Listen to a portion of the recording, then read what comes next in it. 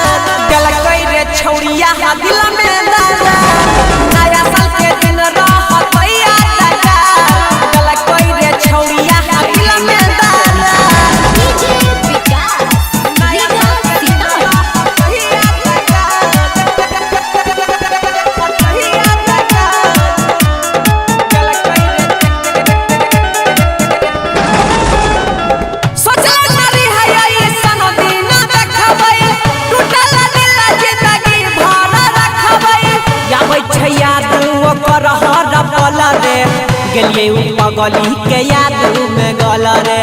गेलिए पगली के याद में गल रे सोचला करी है ऐसन दिन देखबै टूटल दिल जिंदगी भर रखबै याबै छै याद ओकर हर पल रे गेलिए पगली के याद में गल रे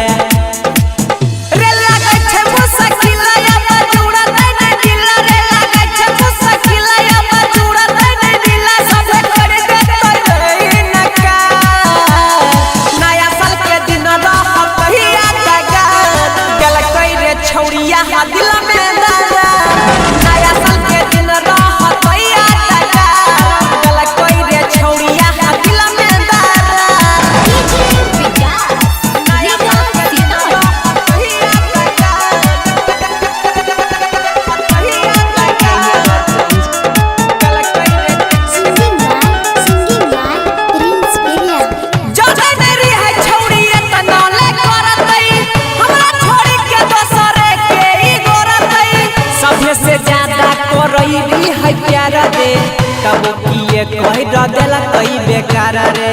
कब किए कह देला कई बेकार रे जने मेरी है छौड़ी एतना ले करतई हमरा छोड़ी के दोसरे के ई गोरतई सबसे से ज्यादा करई भी है प्यार रे कब किए कह देला कई बेकार रे